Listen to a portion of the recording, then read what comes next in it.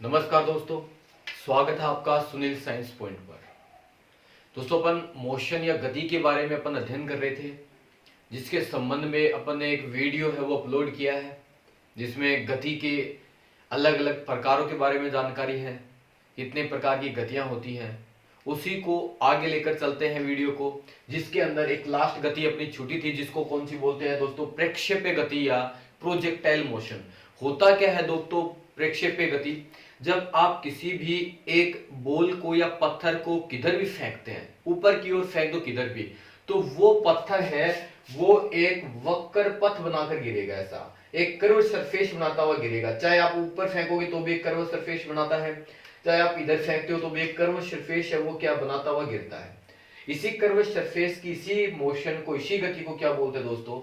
प्रक्षेप्य गति कहा जाता है। देखिए दोस्तों, क्या है कि जब किसी पिंड को एक निश्चित वेग से ऊर्ध्वाधर ऊपर की ओर फेंक दिया जाता है, अपन कोई भी इसमें वेलोसिटी डाल दें, वो कोई मतलब वाली बात नहीं है, इसमें कितना भी वेग डालें, उसी वेग के बाद में अगर उसको ऊपर की ओर फेंक दे अपन, तो क्या होता है? वो एक वक्र पथ बनाता है, एक कर्व सरफेस बनाता हुआ क्या है? गति दर्शाएगा। और उसी गति को कौन सी गति बोलते हैं दोस्तों? प्रक्षेप्य गति कहा जाता है।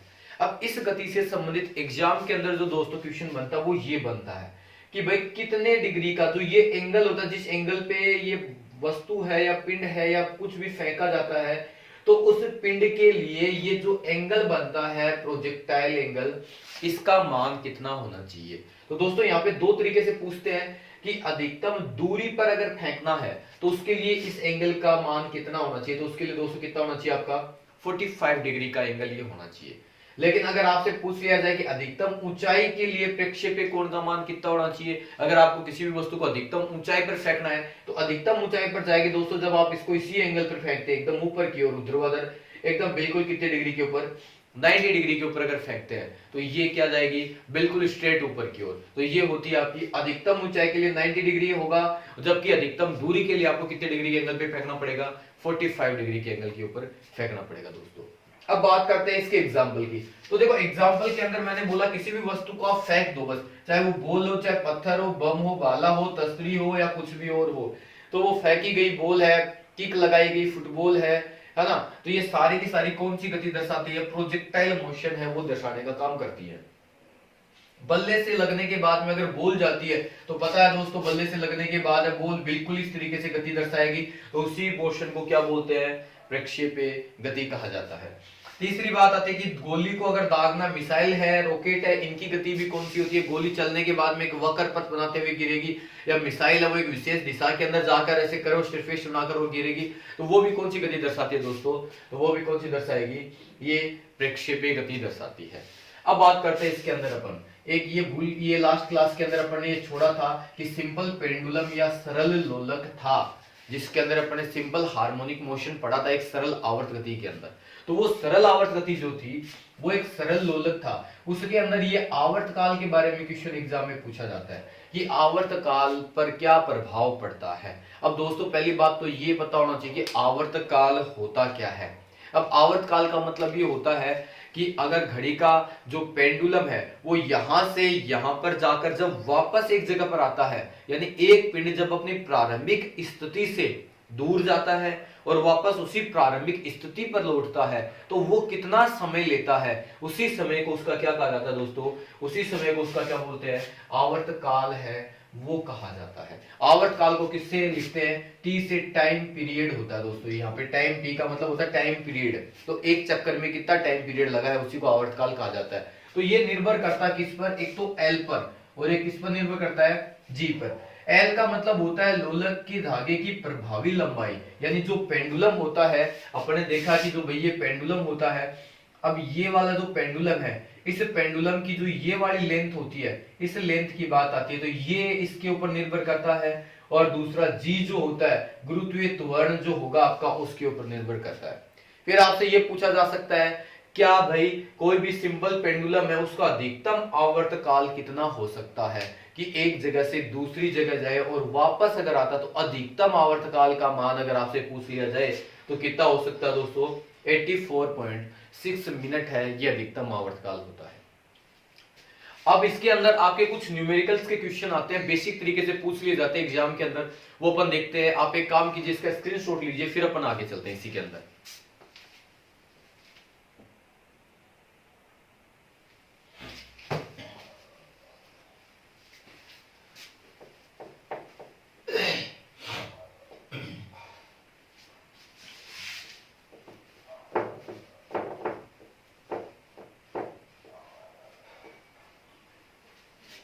हाँ तो देखिए दोस्तों, अब मैं बात करता हूं इसके अंदर इससे न्यूमेरिकल के क्वेश्चन क्या आते हैं। तो देखो दोस्तों, कई बार क्वेश्चन बनते हैं आपके किससे, पेंडुलम वाली घड़ी से।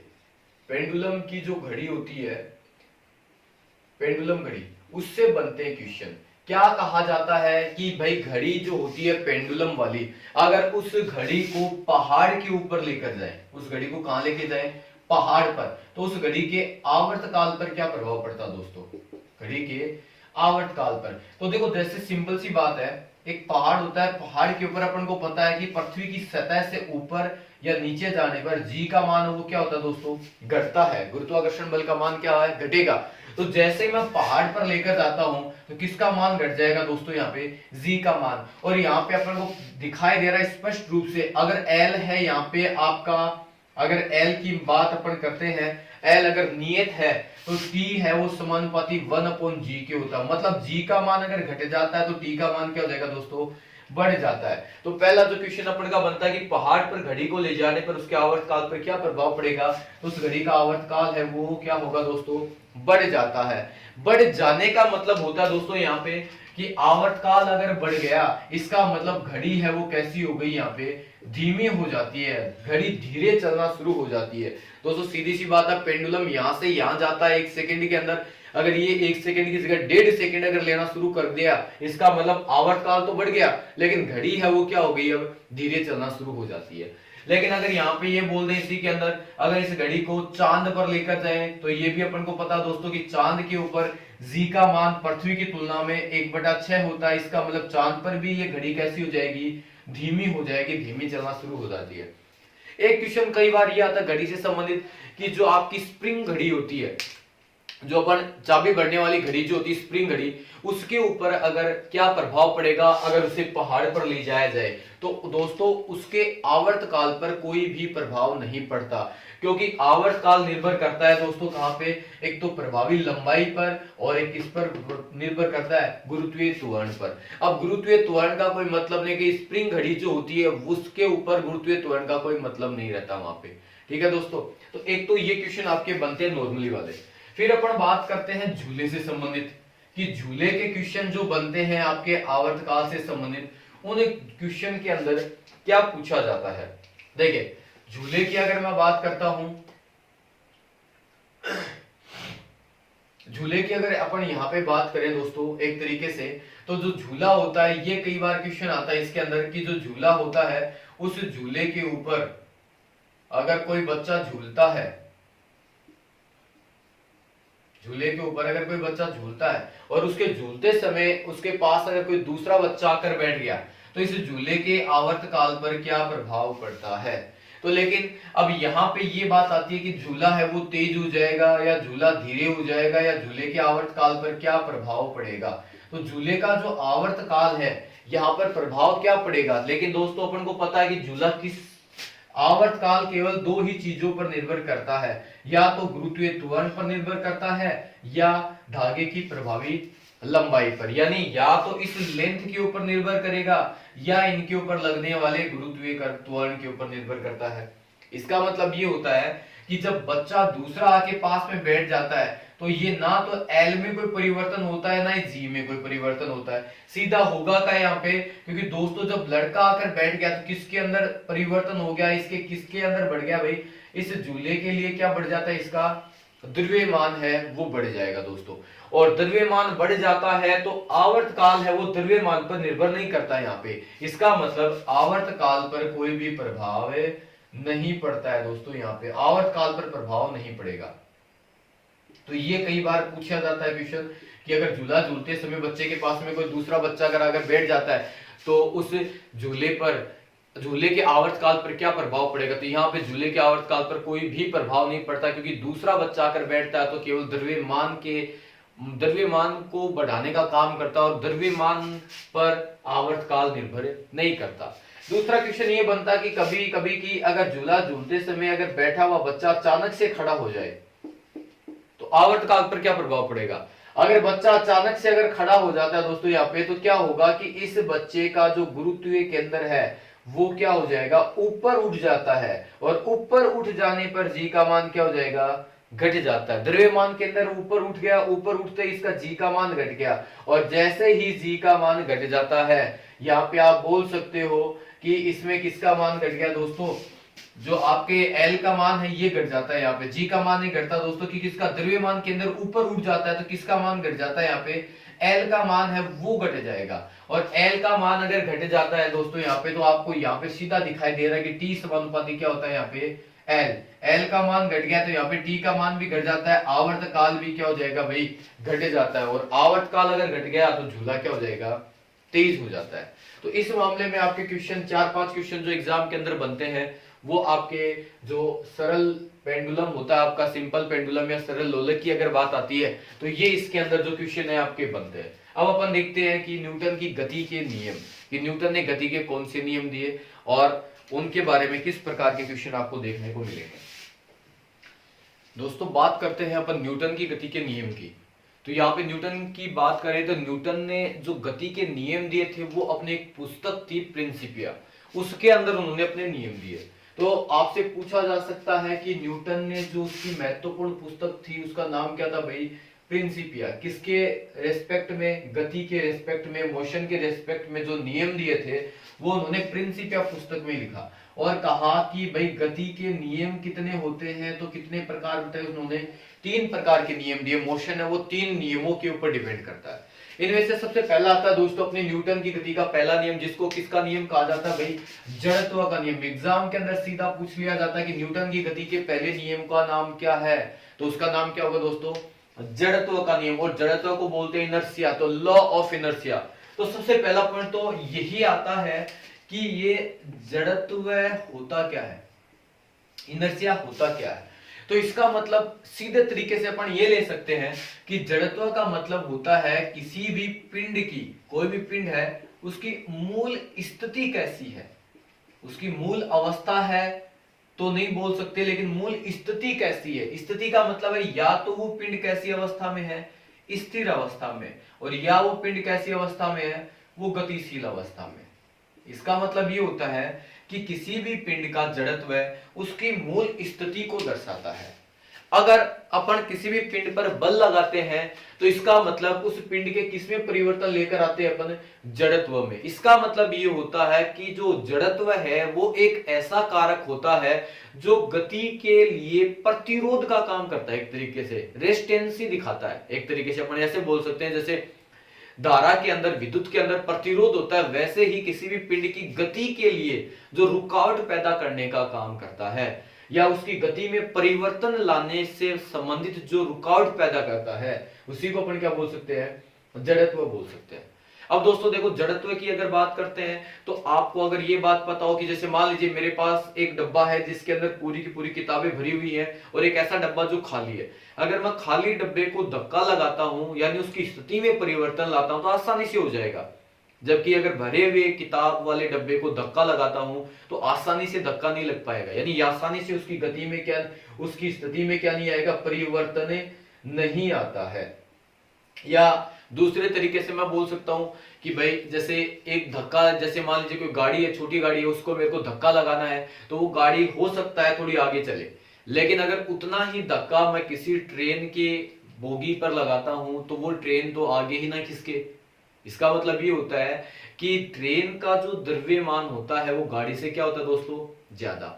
यानी जितना ज्यादा वजन होगा, जितना ज्यादा भार होगा वस्तु का, जड़त्व भी उतना ही क्या होता है, ज्यादा होता है। यानी अपन ये बोल सकते हैं कि वस्तु का जो जड़त्व होता है वो किसी भी वस्तु के द्रव्यमान पर डिपेंड करता है। जिस वस्तु का द्रव्यमान ज्यादा उसका जड़त्व ज्यादा, जिस वस्तु का द्रव्यमान कम उसका जड़त्व कम। जिस वस्तु का जड़त्व ज्यादा उसको धक्का देने के लिए, उसके गति में परिवर्तन लाने के लिए उतना ही आपको बल लगाना पड़ेगा। फॉर एग्जाम्पल आप बोल दीजिए कोई फुटबॉल है, अगर मैं फुटबॉल पर किक मारता हूं तो आसानी से फुटबॉल जाएगा, लेकिन उतना ही बड़ा अगर पत्थर पड़ा रहे और उस पर किक मारे, उसको लात मारे, हो सकता है लात ही टूटे, आपकी टांग पे फ्रैक्चर आ जाए। इसका मतलब तो ये हो गया कि जो जड़त्व होता है वो किस पर डिपेंड करता है दोस्तों, द्रव्यमान पर डिपेंड करता है। तो जड़त्व है, तो न्यूटन ने क्या बोला कि किसी भी वस्तु की मूल स्थिति के अंदर अगर आप परिवर्तन लेकर आना चाहते हैं तो उस वस्तु पर आपको कोई ना कोई बाह्य कारक लगाना पड़ेगा, बल लगाना पड़ेगा। अगर वस्तु पर आप बल नहीं लगाते हैं तो वो अगर स्थिर अवस्था में है तो हमेशा स्थिर अवस्था में रहती है, और अगर वो गतिशील अवस्था में है तो सदैव गतिशील अवस्था में ही रहेगी। तो ये बताने वाले व्यक्ति कौन थे, न्यूटन। तो देखिए दोस्तों, इसके अंदर क्या दिया है आपको कि इस नियम के अनुसार यदि कोई वस्तु स्थिर अवस्था में है तो वो स्थिर अवस्था में, तथा गतिशील अवस्था में है तो गतिशील अवस्था में ही रहेगी। स्थिर है तो स्थिर में, और गतिशील है तो गतिशील अवस्था में ही रहेगी जब तक उस पर कोई बाह्य बल आरोपित ना किया जाए। तो दोस्तों यहां पर एक बात आती है कि न्यूटन ने यह बताया था कि भाई जो बल होता है वो भी एक ऐसा कारक होता है, यानी एक बाह्य कारक का नाम लिया था कि एक ऐसा बाह्य कारक आपको देना पड़ेगा किसी भी वस्तु को हिलाने के लिए, वरना वो वस्तु गतिशील ही नहीं होगी। तो यहाँ पे एक बात तो पता चल गई कि भाई जो बल है उसकी जानकारी न्यूटन की गति के कहां मिली थी, पहले नियम में। तो दोस्तों ये क्वेश्चन आ चुका है एग्जाम के अंदर, क्या कि बल की जानकारी कहां से प्राप्त होती है या बल की परिभाषा है वो आपको कहां से मिलती है, तो न्यूटन की गति के पहले नियम से। फिर अपन बात करते हैं कि जड़त्व होता क्या, परिवर्तन के प्रतिरोध का गुण होता है। ये अभी देखा अपन ने कि भारी पिंड होता है उसका जड़त्व भारी होता है, जड़त्व का काम क्या होता है, इस पिंड में गति परिवर्तित नहीं आने देता, गति में परिवर्तन नहीं आने देता है। तो इसका मतलब परिवर्तन के लिए प्रतिरोध का गुण होता है एक तरीके से, और जिसका द्रव्यमान ज्यादा उसका जड़त्व भी क्या होता है भाई, ज्यादा होता है यहाँ पे। अब अपन बात करते हैं इसके एग्जाम्पल की।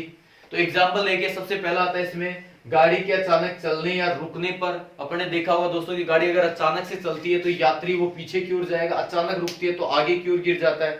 तो ये भी किसके आती है, जड़त्व के अंदर की बात आती है यहाँ पे। क्योंकि उसके जो पैर होते हैं वो स्थिर अवस्था में, गाड़ी अचानक चलेगी तो वो पैर तो गतिशील आगे, लेकिन उसका ऊपर वाला शरीर अभी भी स्थिर अवस्था में है, तो उसको मोशन के अंदर आने के लिए समय लगता है थोड़ा सा, और वो अचानक से पीछे की ओर गिरेगा। अगर ब्रेक लगते हैं तो उसका शरीर गतिशील अवस्था में होता है, और अचानक से ब्रेक लगने पर उसके पैर स्थिर अवस्था में आते हैं, लेकिन ऊपर का जो शरीर होता है वो गतिशील अवस्था में रहेगा अभी भी, और व्यक्ति आगे की ओर गिरता है। दूसरा यहाँ पे एग्जांपल है कि आप अगर किसी भी पेड़ के फल लगे उसकी डाली को हिलाओगे तो फल वो टूटकर नीचे गिर जाते हैं। दोस्तों ये सभी ने किया है। तो यहाँ पे ये भी क्या होता है कि किसका जड़त्व होता है, यहाँ पे स्थिर अवस्था के जड़त्व की बात होती है यहाँ पे, कि कोई वस्तु स्थिर है और उसको आपने हिलाया, जैसे पेड़ की डाली पर फल वो स्थिर अवस्था में है, और आपने जैसे पेड़ की डाली को हिलाया तो वो स्थिर अवस्था से वो जो फल है वो टूटकर कहाँ गया, नीचे गिरता है। इसीलिए ये कौन सी अवस्था है, आप ऐसे बोल सकते हो ये कौन सी अवस्था का जड़त्व है दोस्तों, स्थिर अवस्था का क्या होता है, जड़त्व होता है। अब अपन बात करते हैं यहाँ पे, देखो चद्दर को डंडे से पीटने पर धूल के कण वो बाहर निकल जाते हैं, या दौड़ते घोड़े से उतरकर वापस घुड़सवार घोड़े पर बैठ जाता है। सर्कस वगैरह में अपन ने देखा कि घुड़सवार घोड़े पर बैठता है और दौड़ता है, दौड़ते दौड़ते वो नीचे उतरेगा और वापस घोड़े पर चढ़ जाता है। इसका मतलब क्या होता है कि घोड़े के ऊपर बैठा घुड़सवार पहले ही गतिशील अवस्था में था और अचानक जमीन पर पैर रखते ही वो वापस घोड़े पर चला जाता है, क्योंकि तभी तक वो मोशन में रहता है, गतिशील अवस्था में रहता है, इसीलिए वो वापस बैठ सकता। तो ये भी घोड़े पर बैठ जाता, तो ये भी किसके नियम के अंदर आता है, जड़त्व के नियम पे। तो ये गतिशील अवस्था का जड़त्व अपन बोल सकते हैं। ये कौन सी अवस्था का दोस्तों, गतिशील अवस्था का जड़त्व है। यानी अपने एक तरीके से ये बोल सकते हैं कि जड़त्व भी अलग अलग प्रकार का हो सकता है। अगर स्थिर अवस्था है तो स्थिर अवस्था का जड़त्व है, गतिशील है तो गतिशील अवस्था का जड़त्व है। यहाँ पे देखिए गोली मारने पर कांच में गोल छेद हो जाएगा, लेकिन पत्थर मारने पर टूट जाता है। इसका मतलब कांच के जो कण है, पार्टिकल्स हैं, वो क्या है, स्थिर अवस्था में है।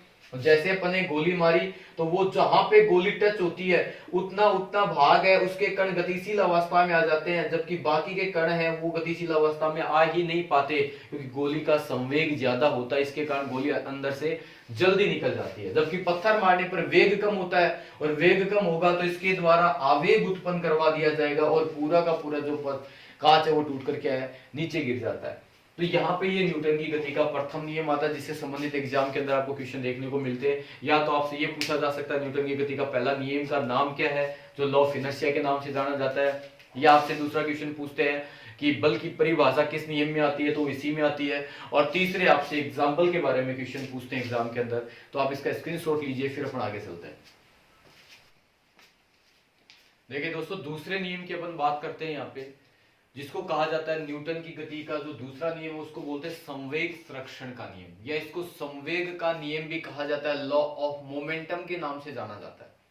अब दोस्तों सबसे पहला पॉइंट आता है कि मोमेंटम क्या होता है, ये संवेग क्या होता है। तो देखिए दोस्तों, संवेग की अगर मैं बात करता हूं यहाँ पे, तो संवेग वह एक भौतिक कारक होता है, एक भौतिक राशि होती है जो किसी भी m द्रव्यमान वाली वस्तु को v वेग से अगर गतिशील करवा देती है, तो उसी को अपन क्या बोलते हैं, संवेग। मतलब बात ये होती है कि एक बॉल होती है, उसमें द्रव्यमान होगा, अगर मैं उसको फेंक देता हूं किसी भी वेग से, तो उस बॉल में क्या उत्पन्न हो जाएगा, संवेग हो जाएगा। तो ये जो नियम था दोस्तों, ये इसी के ऊपर आधारित था कि अगर कोई भी बॉल जा रही है तो उस बॉल को रोकने के लिए, रोकने का मतलब है उसके संवेग में परिवर्तन लाने के लिए आपको बाह्य बल लगाया जाता है, तो वो उसी के समानुपाती होता है। यानी किसी भी वस्तु का जो संवेग है, उस संवेग में अगर परिवर्तन करना है तो वो परिवर्तन उस वस्तु पर लगाए गए बल के समानुपाती होता है।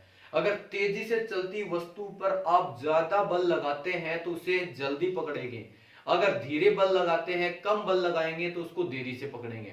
यानी सीधी सी बात है, अगर कोई गाड़ी आ रही है सामने से, धीरे धीरे गाड़ी आ रही है, अगर आपको उसको रोकना है तो उसके आगे अगर आप बल ज्यादा लगाते हैं तो वो जल्दी रुकेगी, और अगर आप बल धीरे लगाएंगे तो वो धीरे धीरे रुकेगी। तो ये नियम बताता है दूसरा, क्या बोलता है भाई, किसी भी वस्तु के संवेग में परिवर्तन की दर उस वस्तु पर आरोपित बल के क्या होती है दोस्तों, समानुपाती होती है। यानी जितना आप बल लगाते हो उसी के हिसाब से वस्तु है वो रुकेगी। इसका मतलब मैं यहाँ पे दो बातें बताता हूं कि जैसे दोस्तों इसी के अंदर लेते हैं, जैसे मान लीजिए अगर मैं संवेग के अंदर किसी भी वस्तु के द्रव्यमान को अगर नियत मान लेता हूं, मान लीजिए ये आपके सामने दो ट्रक हैं जिनका द्रव्यमान है वो एक जैसा है, दोनों का, ये दो ट्रक है, इन दोनों का द्रव्यमान है वो आपका एक जैसा है दोस्तों यहाँ पे। तो यहाँ पे जैसे ये m है तो ये भी m ही है, लेकिन अब इनके संवेग का जो निर्धारण होता है दोस्तों वो किसके आधार पे होगा, वो होगा इन जो ट्रक हैं दोनों, इनके वेग के आधार पे।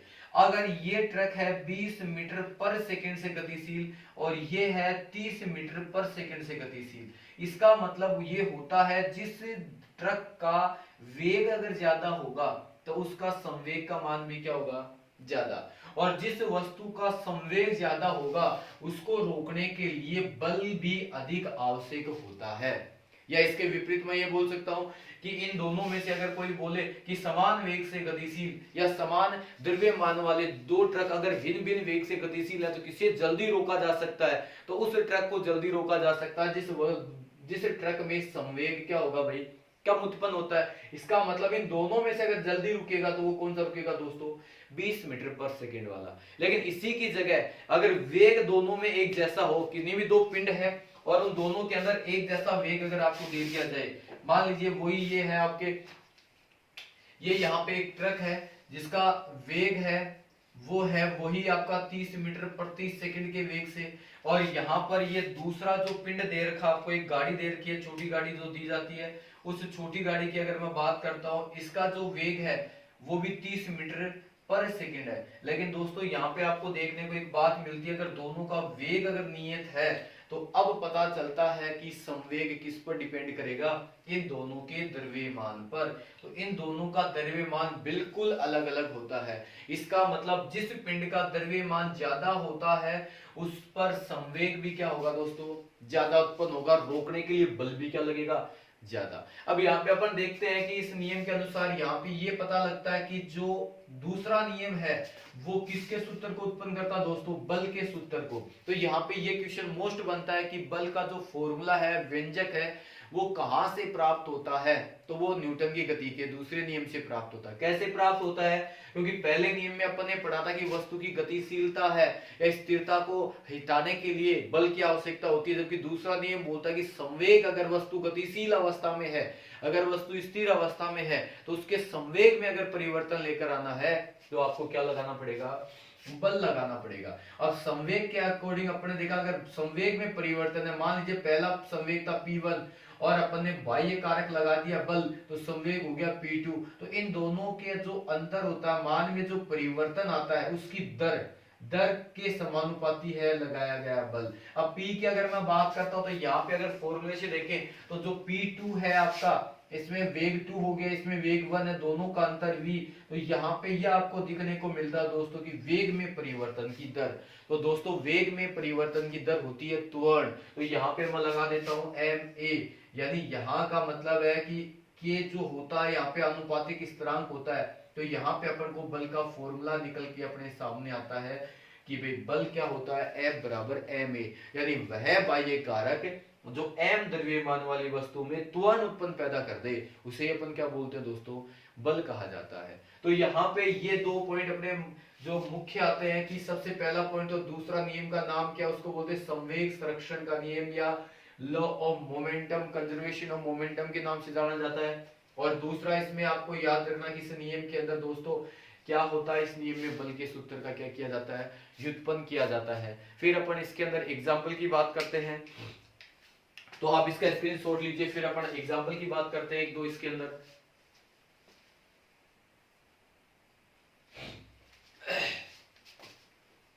तो देखिए दोस्तों, इसका पहला जो एग्जाम्पल मैं यहाँ पे बताता हूं जो कई बार एग्जाम के अंदर पूछा गया है। अगर आपको खिलाड़ी कैच लेते समय हाथ को पीछे की ओर खींच लेता है, इसका पहला एग्जाम्पल आपको देखने को मिलता है कि खिलाड़ी द्वारा जो भी आपका कैच लेता है, क्षेत्र रक्षक जिसको अपन बोलते हैं, खिलाड़ी द्वारा कैच लेते समय हाथ को पीछे की ओर खींच लेना,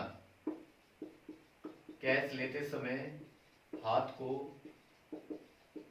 पीछे की ओर खींच लेना।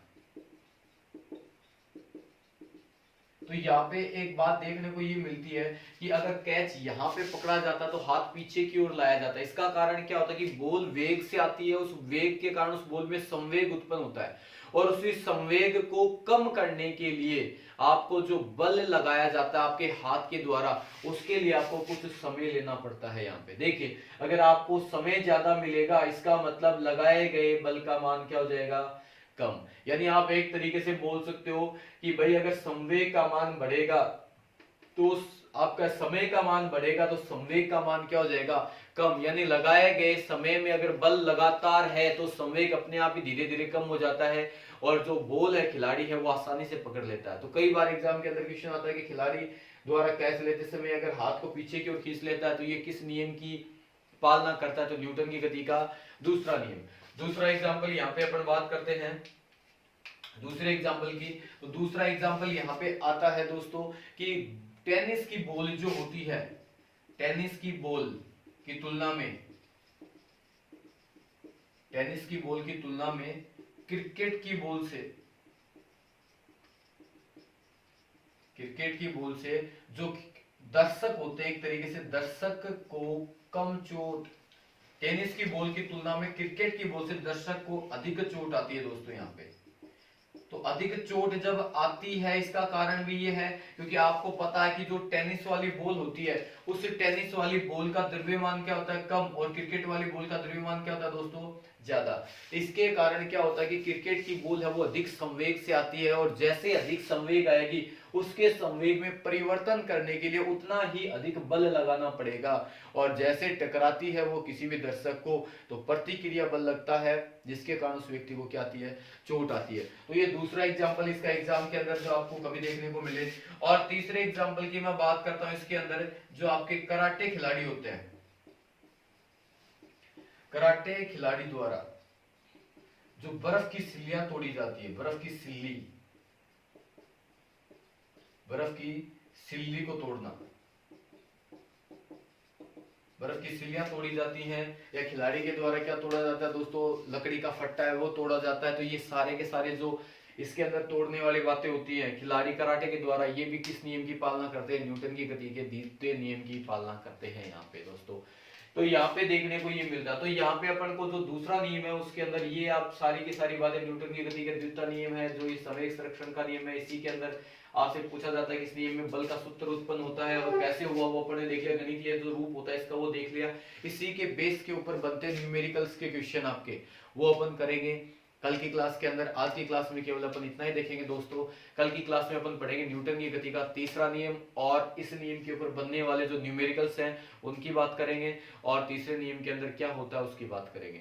तो अगर आपने ये चैनल सब्सक्राइब नहीं किया तो दोस्तों इसको सब्सक्राइब कर लीजिए, अच्छा लगे तो ज्यादा से ज्यादा शेयर कीजिए।